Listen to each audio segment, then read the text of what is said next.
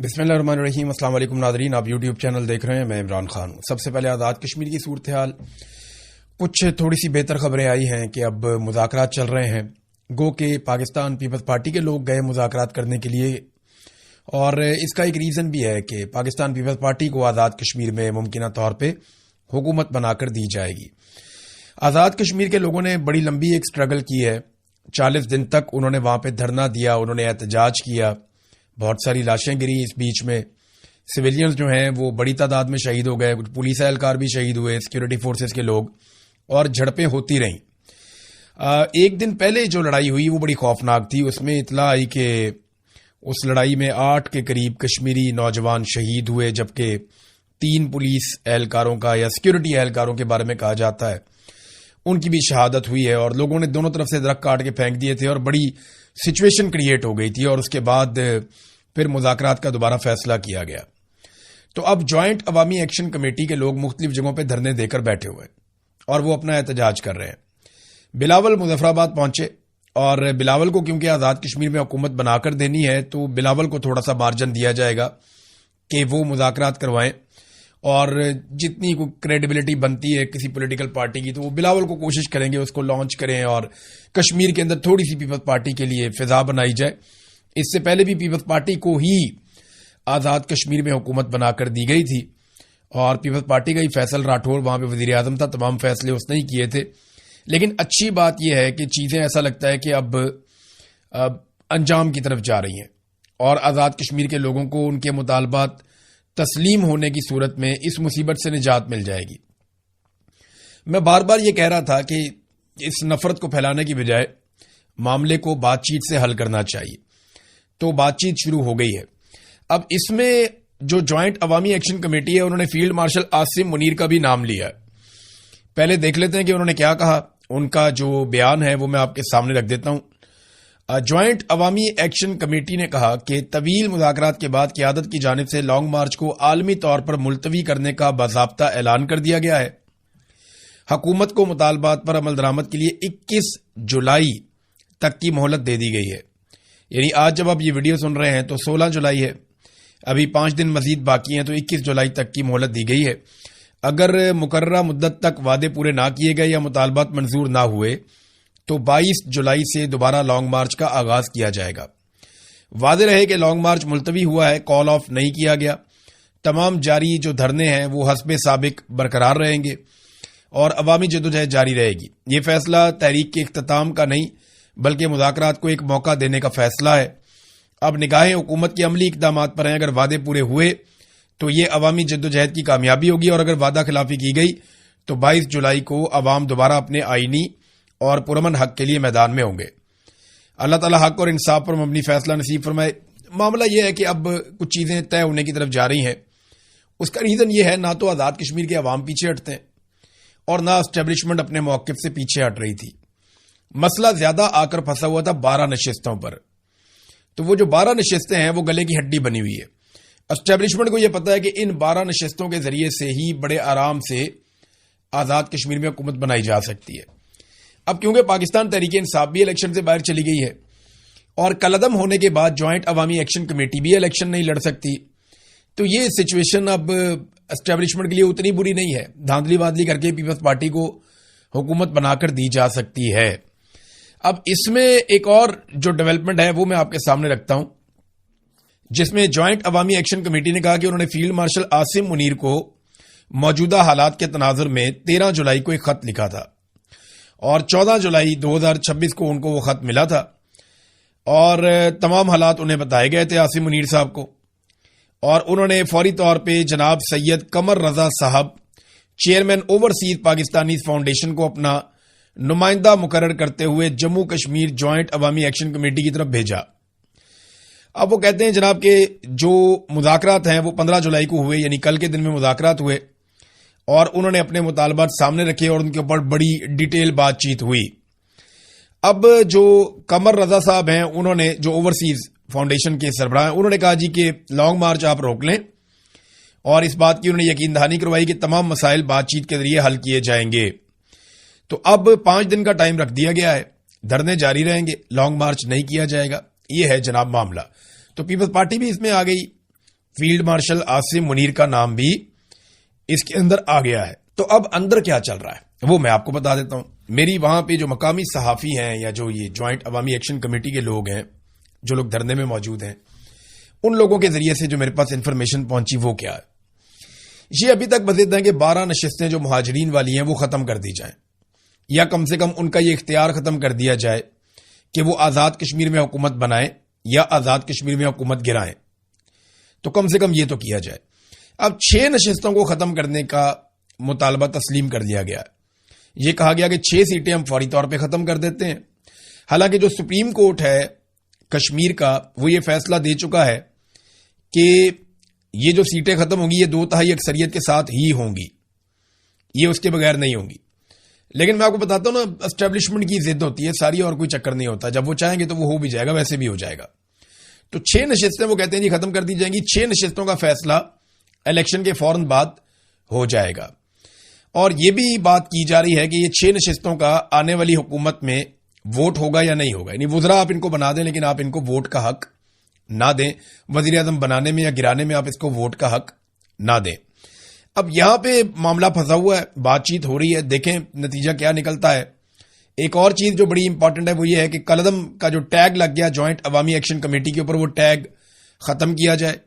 جو لوگ گرفتار ہوئے ہیں ان کو فوری طور پہ رہا کیا جائے, اور جو سنگین نوعیت کے مقدمات بنائے گئے ہیں جوائنٹ عوامی ایکشن کمیٹی کے لوگوں پر وہ مقدمات بھی ختم کروائے جائیں. تو اگر یہ چیزیں ہو جاتی ہیں تو معاملہ حل ہو جائے گا. معاملہ بات چیت سے ہی حل ہونا چاہیے.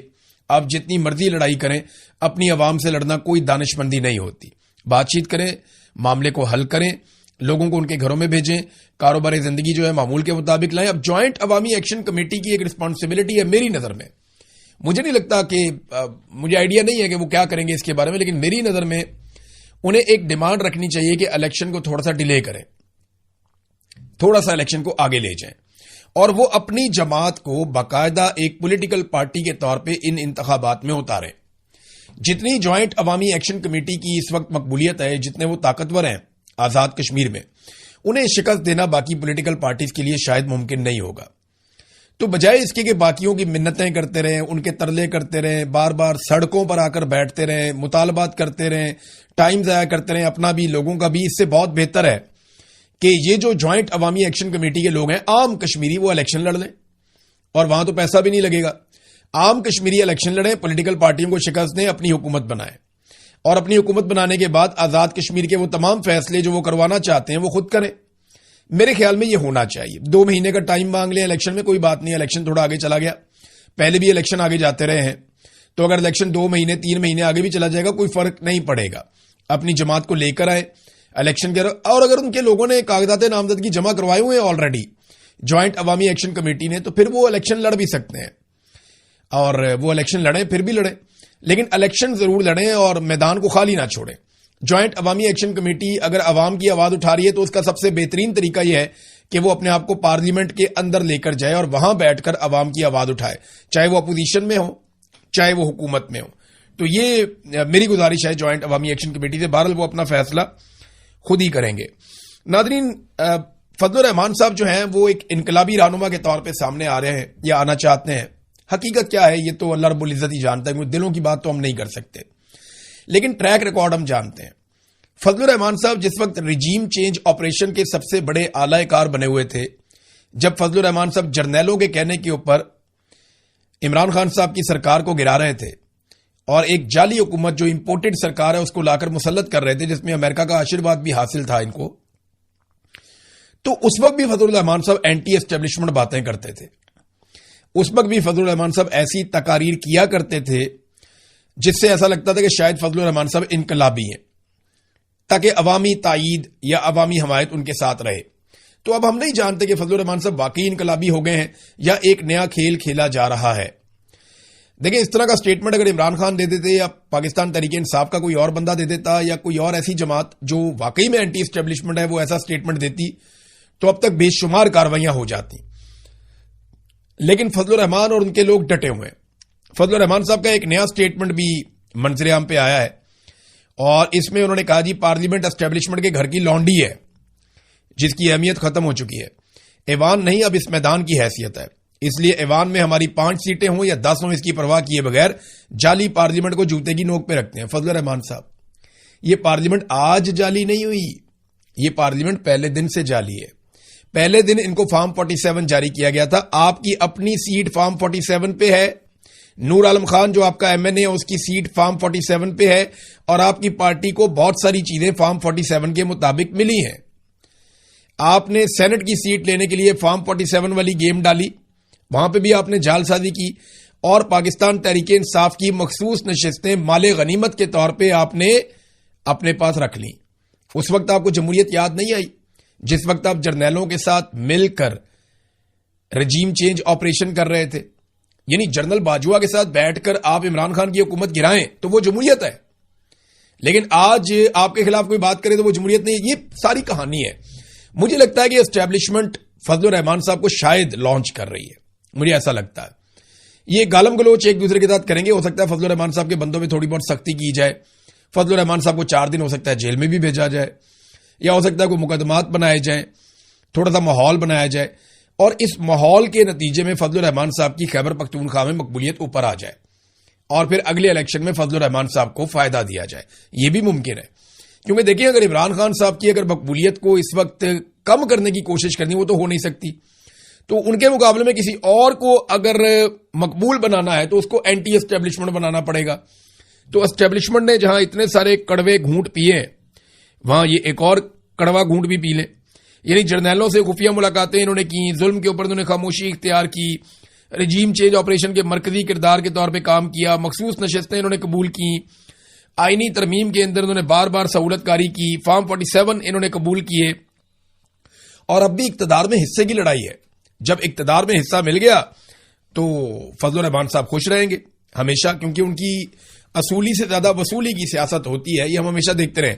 جاوید ہاشمی صاحب نے بھی انکشاف کیا، انہوں نے کہا جی فضل الرحمان صاحب سے میری جب بات ہوئی تھی تو انہوں نے کیا کہا تھا، یہ ذرا جاوید ہاشمی صاحب کا جو سٹیٹمنٹ ہے وہ بھی آپ دیکھ لیں۔ انہوں نے کہا میری جب فضل الرحمان سے بات چیت ہوئی تھی کچھ عرصہ پہلے، تو ابھی انہوں نے تقریر کی ہے، ان کی جماعت نے ان کے موقف کی تائید کی ہے۔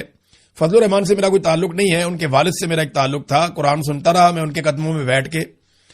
تو مولانا صاحب نے بات تو سچ کی ہے، لیکن پروین شاکر کا ایک شعر یاد آتا ہے کہ بات تو سچ ہے مگر بات ہے رسوائی کی۔ کچھ عرصہ پہلے میری مولانا صاحب سے ملاقات ہوئی تھی، مولانا صاحب نے مجھے بتایا کہ الیکشن سے 15 مہینے پہلے، یعنی 1.25 سال پہلے، پاکستان کے مالکوں نے ان سے رابطہ کیا تھا، اور الیکشن کے نتائج کا فیصلہ 15 مہینے پہلے کر لیا گیا تھا۔ اس وقت فضل الرحمان صاحب نہیں بولے۔ جب پاکستان کے مالک یا جرنیل فضل الرحمان صاحب سے رابطہ کر کے الیکشن سے 15 مہینے پہلے یہ بتا رہے تھے کہ جناب الیکشن کے یہ نتائج آنے ہیں، اس وقت نہیں انہوں نے پول کھولا کہ جناب الیکشن تو پہلے سے ریگ ہو گیا، لیکن جاوید ہاشمی صاحب کو وہ یہ بتا رہے ہیں بعد میں۔ پھر فضل الرحمان صاحب کی کیونکہ 15 سیٹیں بتائی گئی تھی، وہ 5 نکلی بعد میں، تو ان کو بڑا پرابلم ہو گیا اس کے ساتھ۔ پھر انہوں نے ایک اور بات کی فضل الرحمان صاحب نے اور محمود اچکزئی صاحب نے بتائی کہ 50 ارب روپے میں اسمبلی کی نشستیں فروخت کی گئی ہیں۔ تو اس طریقے سے اگر 2 نمبری ہو رہی ہے جو جاوید ہاشمی صاحب نے بھی اب بے نقاب کی ہے، تو اگر یہی الیکشن کروانے ہیں تو آزاد کشمیر میں بھی نہ کروائیں، آپس میں ہی فیصلہ کر لیں کہ جس کو بٹھانا ہے جس کو نہیں بٹھانا۔ فضل الرحمان صاحب نے ہمیشہ یہودی کا کارڈ کھیلا، مذہب کا کارڈ کھیلا اپنے مخالفین کے خلاف، خاص طور پہ عمران خان کو ہمیشہ یہودی کا ایجنٹ کہا فضل الرحمان صاحب نے، اور یہاں فضل الرحمان صاحب کو اسی صورتحال کا سامنا کرنا پڑا جب مسلم لیگ نون کے رہنما رضا حیات حراج نے یہ سٹیٹمنٹ دیا کہ فضل الرحمان نے را اور موساد کے ایجنڈے کو آگے بڑھایا ہے۔ یعنی جو الزامات فضل الرحمان صاحب دوسروں پہ لگاتے تھے آج ان کے اپنے اوپر لگ رہے ہیں، لیکن کوئی فکر کی بات نہیں ہے، فضل الرحمان صاحب ان معاملات سے بڑے آرام سے نکل جائیں گے، اور جن لوگوں کو لگ رہا ہے کہ کوئی مشکل ہے، نہیں، یہ فضل الرحمان صاحب تھوڑے سے ہیرو بنیں گے اور تھوڑی سی کوشش کریں گے، ایسا لگے گا جیسے انقلابی ہو گئے ہیں، لیکن آپ خاطر جمع رکھیے فضل الرحمان صاحب خود اسٹیبلشمنٹ ہیں، وہ خود ایلیٹ کلاس ہیں، اور وہ خود سٹیٹس کو ہیں، وہ سٹیٹس کو کے بغیر نہیں رہ سکتے، وہ ہمیشہ سے سٹیٹس کو کا حصہ رہے ہیں، وہ آئندہ بھی سٹیٹس کو کا حصہ رہیں گے۔ فضل الرحمان صاحب کبھی کوئی ایسی انقلابی تحریک کا حصہ نہیں بنیں گے جس میں پاکستان کی ملٹری اسٹیبلشمنٹ اور وہ ہمیشہ کے لیے آمنے سامنے آ جائیں، ایسا نہیں ہوگا۔ ناظرین، بلوچستان کی صورتحال میں آپ کو بتا رہا، فضل الرحمان صاحب کے ایک جملے پہ سب کو بہت غصہ ہے کہ وہ شہداء کی بات فضل الرحمان نے کی، لیکن کیا فضل الرحمان کے اس جملے نے شہداء کی زیادہ تذلیل کی ہے، یا جو شہداء کی لاشیں اس وقت ایک ہفتے سے بلوچستان میں سڑک پہ پڑی ہوئی ہیں وہ زیادہ توہین ہوئی ہے لاشوں کی؟ مجھے بتائیں نا، شہداء کی بڑی توہین کہاں پہ ہوئی؟ فضل الرحمان کے ایک جملے نے شہداء کی زیادہ توہین کی ہے، یا 30 لاشیں جو کوئٹہ میں سڑکوں پہ رکھی ہوئی ہیں اور وہاں پہ متاثرین بیٹھے ہوئے ہیں پچھلے ایک ہفتے سے، وہ لاشیں دفنائی نہیں جا رہی، شہداء کی زیادہ توہین وہاں پہ ہو رہی ہے؟ پہاڑ پہ لاشیں پڑی ہوئی تھی، اٹھانے کے لیے کوئی نہیں جا رہا تھا، وہ شہداء کی توہین نہیں ہو رہی تھی کہ شہداء کی لاشیں پہاڑ پہ پڑی ہوئی ہیں، اٹھانے کوئی نہیں جا رہا؟ پھر لوگوں نے کرایہ کر کے وہاں سے ٹرک اور پک اپس یہ حاصل کی، مزدوروں کو لے کر گئے، وہاں سے لاشیں اٹھا کر اپنی مدد آپ کے تحت لے کر آئے، وہ شہداء کی توہین نہیں تھی؟ تو بلوچستان کے شہداء کے بارے میں کوئی بات کیوں نہیں کرتا؟ جو لوگ روزانہ پرائم ٹائم کے اندر کئی پروگرام کر رہے ہیں فضل الرحمان صاحب کے بارے میں کہ انہوں نے ایک جملہ بول دیا، وہ لوگ بلوچستان میں پڑی ہوئی لاشوں پہ بات کیوں نہیں کر رہے؟ فضل الرحمان کو بعد میں ہیرو بنا لینا بھائی، وہ جو قوم کے ہیرو جن کو دفن ہونا ہے ان کی پہلے بات کر لو تھوڑی سی، کہ ان کی لاشیں پڑی ہوئی ہیں سڑکوں کے اوپر، ان کے بارے میں بات ہی کوئی نہیں کرتا اور بات کرنے کو تیار بھی کوئی نہیں ہے۔ اب یہ بی بی سی کی خبر کے مطابق بلوچستان ہرنائی سے 4 سیکیورٹی اہلکاروں کی مزید لاشیں برآمد ہو گئی۔ لگتا ہے لاشیں اٹھائیں گے ہم بلوچستان میں، کتنی تکلیف دہ بات ہے۔ یہ 4 سیکیورٹی اہلکار ہیں جن کی لاشیں مزید برآمد ہو گئی ہیں اور ان کی پہچان بھی ہو گئی ہے۔ یہ ہرنائی کا علاقہ ہے، یہ وہی علاقہ ہے، وہیں سے قریب سے ہی مزید لاشیں برآمد ہوئی ہیں۔ سینئر اہلکار نے بتایا کہ 4 افراد کی لاشوں کو برآمدگی کے بعد اسپتال منتقل کیا گیا جہاں ان کی شناخت ہو گئی ہے، اور ان کے بارے میں بتایا جا رہا ہے کہ زبیر احمد اور ان کے دوست خلیل احمد کو نامعلوم افراد نے 21 جون کو کوئٹہ، جبکہ ریٹائر حوالدار محمد صادق کو 5 جولائی کو زیارت اور پولیس کے سپاہی فرید احمد کو 5 یا 6 جولائی کو ضلع زیارت کے علاقے مانگی سے اغوا کیا تھا۔ اور یہ بھی بتایا گیا کہ ان افراد کو نامعلوم مسلح افراد نے چند روز قبل ہلاک کرنے کے بعد ان کی لاشیں ضلع کوئٹہ سے متصل ہرنائی کے علاقے شعبان میں پھینک دی تھیں، اور یہیں پہ پولیس والوں کو بھی شہید کیا گیا تھا، یہاں قریب ہی۔ اب آپ اندازہ کریں کہ یہاں پہ پہلے بھی پولیس والے مارے گئے ہیں، 4 لاشیں یہاں سے مزید مل گئیں۔ یہ کتنی افسوسناک صورتحال ہے، یعنی کوئی پوچھنے والا نہیں ہے۔ جب دل کرتا ہے سیکیورٹی فورسز کے لوگوں کو اٹھا لیتے ہیں، اٹھا کر قتل کر دیتے ہیں۔ کون روکے گا ان دہشت گردوں کو؟ کیا لشکر روکیں گے؟ یا جو سمگلرز ہیں، یا جو منشیات کا کاروبار کرتے ہیں، یا جو جرائم پیشہ افراد ہیں، ان کے جو لشکر بنائے جائیں گے وہ لشکر روکیں گے ان دہشت گردوں کو؟ وہ کل کو خود دہشت گردوں کے ساتھ مل جائیں گے اور ایک نئی مصیبت آپ کے گلے پڑ جائے گی۔ یہ مزید 4 لاشیں برآمد ہوئی ہیں اور ان کے اوپر بی بی سی نے یہ پوری ایک خبر بھی لکھی ہے، اور اس سے پہلے جو لوگ بازیاب ہوئے تھے نا، جن کو چھوڑ دیا تھا دہشت گردوں نے، وہ پیسے دے کر آئے تھے، ان کو بھی کوئی سیکیورٹی فورسز نہیں لے کر آئی تھی۔ کچھ لوگ پیسے دے کر آئے ہیں، کچھ لوگ گارنٹیز دے کر آئے ہیں کہ آئندہ ہم سیکیورٹی فورسز کے لیے کام نہیں کریں گے۔ یہ کیا چل رہا ہے بلوچستان میں؟ اور بات کرتے ہیں صرف خیبر پختونخوا کی، بلوچستان کی بات ہی کوئی نہیں کرتا، اس کے بارے میں زبان کوئی نہیں کھولتا، خبریں چلا دیتے ہیں کہ ہم کامیاب آپریشن کر رہے ہیں۔ تو یہ کس قسم کے کامیاب آپریشن ہیں جن کے نتیجے میں ہمارے اپنے فورسز کے لوگ شہید ہوتے چلے جا رہے ہیں؟ ناظرین، فواد چودھری صاحب نے تھوڑے دن پہلے ملاقات کی تھی کوٹ لکھپت جیل کے اندر، اور انہوں نے ملاقات کی تھی کوٹ لکھپت جیل کے جو رہنما موجود ہیں وہاں پہ ان سے، اور باہر آ کر انہوں نے جو باتیں کی ان باتوں کی تردید کوٹ لکھپت جیل کے اندر سے آ گئی۔ یہ جناب پی ٹی آئی رہنماؤں نے وکیل رانا مدثر عمر کے ذریعے کوٹ لکھپت جیل سے بیان جاری کیا۔ بیان میں آپ کو ایز اٹ از پڑھ کے سنا دیتا ہوں۔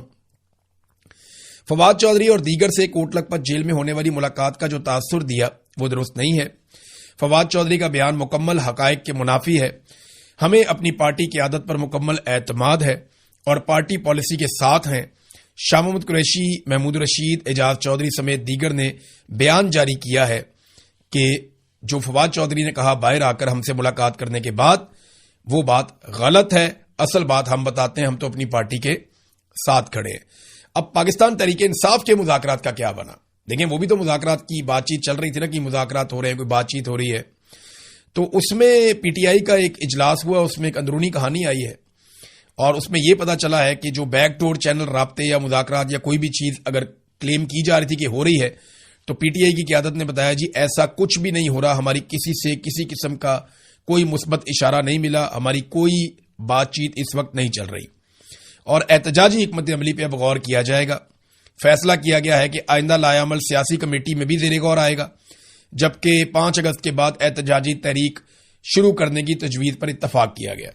دیکھیں تو 5 اگست کا ایسا دن تھا کہ اس سے پہلے اگر یہ 1.5-2 مہینے تیاری کرتے تو 5 اگست سے ایک بڑی تحریک شروع کر سکتے تھے، کیونکہ اس دن عمران خان صاحب کو 3 سال مکمل ہو رہے ہیں قید تنہائی میں جیل میں پڑے ہوئے.